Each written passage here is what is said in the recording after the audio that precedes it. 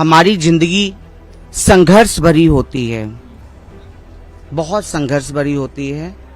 जब किन्नर का जन्म होता है तो उसके माथे पे ना संघर्ष की ही लकीर लिख जाती है। किन्नर बच्चे तो पैदा ही सनातनी हैं और दिल से कामना करती हूँ कि हर घर में बेटी दे बेटा दे, मगर किन्नर जैसा बच्चा किसी के यहाँ ना दे। कोई जात नहीं है हमारे समाज में जातिवाद नहीं है। प्रयागराज कुंभ में इस वक्त हम मौजूद हैं और देश विदेश से लाखों करोड़ों श्रद्धालु यहाँ पर लाखों की भीड़ में आते हैं और एक दिन में लाखों की तादाद है और अब तक लगभग 10-11 दिन में 11 करोड़ श्रद्धालु संगम का स्नान कर चुके हैं। हम इस वक्त किन्नर अखाड़े में मौजूद हैं और हमारे साथ महामंडलेश्वर कल्याणी नंद गिरी जी हैं। कुंभ की तो बात करेंगे ही करेंगे, लेकिन इस किन्नर अखाड़े की किन्नरों को लेकर, ट्रांसजेंडर्स को लेकर जो कुछ तमाम काफी सारे सवाल हैं और दर्शक जानना चाहते हैं, उन सभी मुद्दों पर बात करेंगे। बहुत बहुत स्वागत है आपका भारत एक्सप्रेस में। जय श्री महाकाल, हर हर महादेव, ओम नमो नारायण। आज हम प्रयागराज में हमारा किन्नर अखाड़ा सेक्टर 16 में स्थापित हो चुका है और यहाँ आस्था से जुड़े सभी भक्तजन की काफी भीड़ भी हो रही है और आप लोग देख सकते हैं कि किन्नर अखाड़ा एक अद्भुत अखाड़ा है। किन्नर अखाड़े की तो बात है, यहाँ पर देख रहे हैं कि सबसे ज्यादा भीड़ भी यहीं पर आ रही है। कुंभ की जो तमाम श्रद्धालु हैं वो आ रहे हैं। इस अखाड़े की क्या विशेषता है, अपने आप में क्या अनोखा है? देखिए, हमारा अखाड़ा है, जैसा कि किन्नर समाज हमेशा सभी आस औलाद वालों को दुआ देता आया है, अखाड़े में भी हमारे जितने भी श्रद्धालु यहाँ आते हैं तो यहाँ भी हम बैठ के दुआ आशीष करते हैं सभी के लिए। बस विशेष बात यह है कि पूरे भारत, देश विदेश से श्रद्धालु यहाँ पे आते हैं और हमें हर किसी से, जैसे कि हमारे फॉलोअर्स बहुत हैं इंस्टा आईडी पे और हर कोई हमसे नहीं मिल पाता, तो ये एक ऐसी जगह है कि जहाँ इंतजार की घड़ी खत्म हो जाती है और वहाँ पर आके हम सभी हमसे मिल सकते हैं। एक मैं पूछना चाहता हूँ आपसे, किन्नरों को लेकर के बहुत उनकी जिंदगी की अगर बात करें तो बहुत शुरू से लेकर के और पूरे अब तो थोड़ा स्थिति मुझे लगता है ठीक हुई जब से ट्रांसजेंडर्स पर सुप्रीम कोर्ट का संज्ञान हुआ, सरकार की तरफ से कई बिल आए, लेकिन वो जिंदगी के बारे में आप क्या कहना चाहती हो जो शुरू से चीजें झेली होती है, दर्द झेका होता है? देखिए, जैसा कि आपने कहा है, हमारी जिंदगी संघर्ष भरी होती है, बहुत संघर्ष भरी होती है।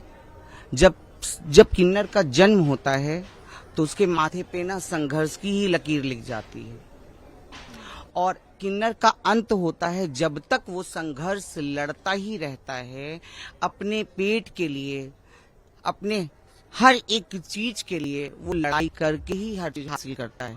और आपने कहा कि ये नालसा जजमेंट पास हो गया 2014 का, तो मैं ये बात मानती हूँ कि सुप्रीम कोर्ट ने किन्नर समाज को थर्ड जेंडर का एक अधिकार दिया, मगर वो अधिकार सुप्रीम कोर्ट ने दिया, हमें वो अधिकार चाहिए जो एक माता पिता दें कि किन्नर बच्चों का तिरस्कार ना करें। क्या है अभी सुप्रीम कोर्ट के अधिकार से आप बताइए कितना किन्नर जॉब कर रहे हैं, कौन से माँ बाप किन्नर बच्चों को पाल रहे हैं? आप ये बताइए मुझे कि कहीं भी एक कोई ऐसा बच्चा हो जिसे किन्नर बच्चों को कोई एडॉप्ट किया हो? कुछ फर्क नहीं है अभी। तो ये मानसिकता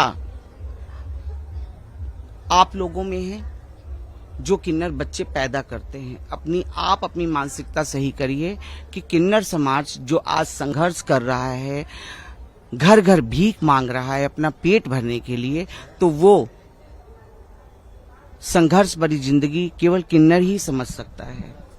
तो हमारी आपसे भी आपका बैकग्राउंड थोड़ा सा अगर जानना चाहूँ, आप कंफर्टेबल हो, बचपन से लेकर किस तरीके से परिवार में कौन क्या? देखिए, हमारा परिवार सभी का होता है, मगर क्या होता है ना कि किन्नर बच्चों के ऊपर ना कोई अपना, जैसे जानते भी हैं कि ये हमारे बच्चे हैं, मगर फिर भी वो अपना नाम उनके नाम के साथ नहीं जोड़ते हैं। जब बच्चे छोटे होते हैं और किन्नर बच्चे जब भटकते हैं इधर उधर, तो उनको कौन देता है?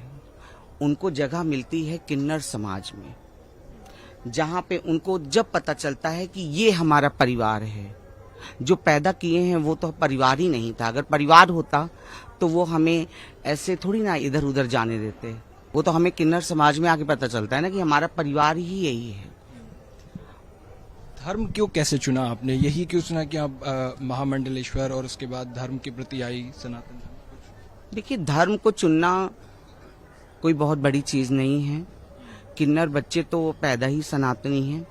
सबसे बड़ी बात यह है कि दुनिया एक नारी है या पुरुष है, वो जोड़ा है उनका, मगर उनको कहते नहीं है भोलेनाथ ने जन्म अच्छा दिया है कि वो आगे उनका नाम चल सकता है। हमें तो जन्म ही ऐसा दिया है, अर्धनारीश्वर का रूप समझिए भोलेनाथ का, कि अगर आज हम अकेला हमें जन्म दिया है, जैसा कि आप समझिए कि हर किसी का जोड़ा बनाया है, एक नर नारी का, जीव जंतु का, पशु पक्षी का, जबकि एक चप्पल तक का जोड़ा बनाया है, तो किन्नर समाज का जोड़ा भगवान ने क्यों नहीं बनाया?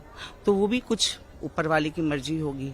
और रही बात, आज दुनिया किन्नर समाज का तिरस्कार करता है। मैं एक बात यही पूछना चाहती हूँ कि जब भगवान ने हमें बनाया, एक पुरुष बनाया, एक नारी बनाया, ऊपर वाले ने बनाया है ना, जब उसने फर्क नहीं किया, हमें मनुष्य बनाया, तो आप लोग पैदा करके कैसे फर्क कर सकते हैं? अगर हमारा जन्म खराब ही होता तो हमें मनुष्य का जन्म ही ना देता। ठीक है, एक आखिरी सवाल बस होगा। अमेरिका में अभी डोनाल्ड ट्रंप की सरकार बनी है। ट्रंप ने कई सारे फैसले लिए। मैं आपसे बस ये पूछना चाहता हूँ, क्योंकि दुनिया में पहली बार ऐसा हुआ जब किसी सरकार ने, वहां के प्रेसिडेंट ने ये कहा कि ट्रांसजेंडर्स को हम उस लिस्ट में रखेंगे ही नहीं, मतलब उनको तिरस्कृत करने की एक तरीके से, अगर हम अपनी भाषा में कहें तो ये देखा जा रहा है। उस पर आप क्या कहोगे?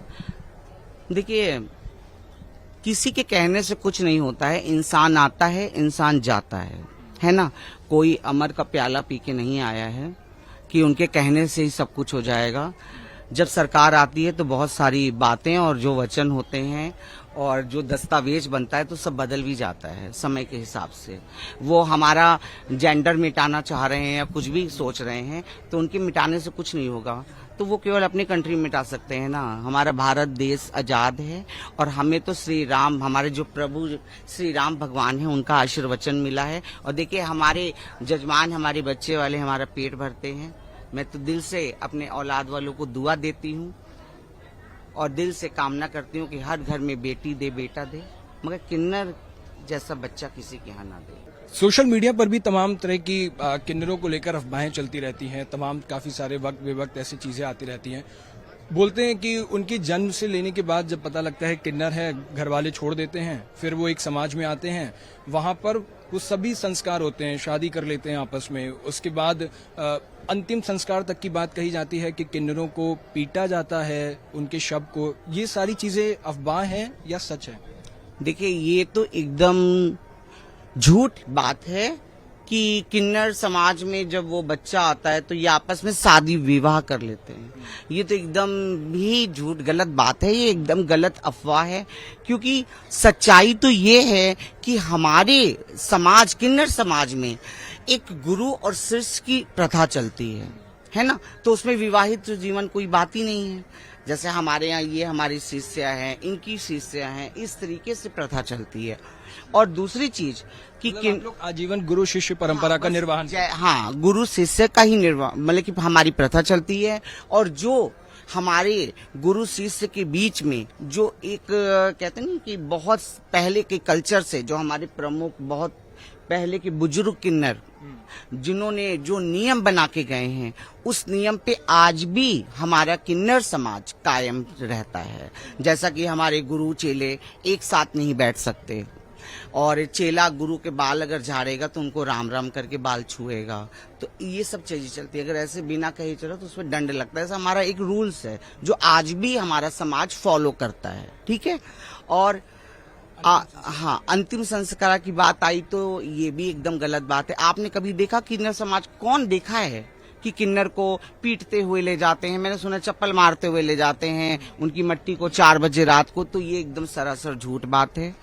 किन्नर समाज में, देखिए, किन्नर समाज की कोई जात नहीं है। हमारा कोई, हमारे समाज में जातिवाद नहीं है। किन्नर की एक कौम होती है, चाहे उसमें मुस्लिम हो, हिंदू हो, कोई भी समाज हो। बस ये पता होना चाहिए कि ये किन्नर बच्चा अगर हिंदू समाज का है तो उसको जला दिया जाता है, मुस्लिम समाज का है तो उसको दफना दिया जाता है। और किन्नर समाज कभी मिट्टी लेके नहीं जाते हैं। जैसा क्या होता है कि अब हमारा घर यहाँ पे है, हमारे यहाँ जैसे अब कोई का निधन हुआ किसी किन्नर का, तो वहाँ के जो पड़ोसी हैं, लड़के हैं, वो लेके मट्टी जाते हैं, वहीं से ही किन्नर विदा कर देते हैं। अब मट्टी में तो कोई जान नहीं सकता है कि किन्नर है, पुरुष है कि महिला है। लेकिन अब तो आपने एक और सवाल छोड़ दिया। अब इस अखाड़े में जो आपने कहा कोई जात कौम होती नहीं है, कोई भी हो सकता है, तो इसमें शामिल हो सकते हैं कोई भी? किसमें? आपके अखाड़े में महामंडलेश्वर की पदवी तक ना जगह? ना ना, उसमें क्यों हो जाएंगे शामिल? देखिए, वो जिसका, आप ये बस समझिए कि एक उनकी, जैसे मुस्लिम धर्म में, ठीक है, हमारा जो किन्नर समाज था, आज से जो पहले के किन्नर थे तो ये ना मुस्लिम गद्दी समझते थे। जो हमारी गद्दी सीन किन्नर होते थे तो मुस्लिम होते थे। तो उसमें क्या होता था कि जैसे जो भी किन्नर उस वक्त पे आते थे तो उनको धर्म परिवर्तन करा के मुस्लिम बनाया जाता था कि अगर आपको रहना है तो मुस्लिम बन के रहिए। मगर आज सनातन धर्म का ध्वजा इतनी लहराने लगी है कि हमारा किन्नर अखाड़ा बनने से, जैसे उस समय पे बहुत सारे किन्नर जो मुस्लिम धर्म में कन्वर्ट हो चुके थे, वो भी अब अपने हिंदू धर्म में लौट रहे हैं। तो इससे खुशी की बात क्या हो सकती है? ठीक है, तो ये थी हमारे साथ महामंडलेश्वर कल्याणी नंदगिरी जी। तमाम काफी सारी सोशल मीडिया पर किन्नरों को लेकर जो अफवाह चलती हैं, उनके संस्कारों को लेकर, ये सारी चीजों पर आज क्लियर किया। और जो भी मिथ चलते थे उन सभी का खंडन करते हुए जो क्लियरिटी है वो आज हमें बताई। कैमरा पर्सन धर्मेंद्र के साथ उज्जवल मिश्रा, प्रयागराज महाकुंभ।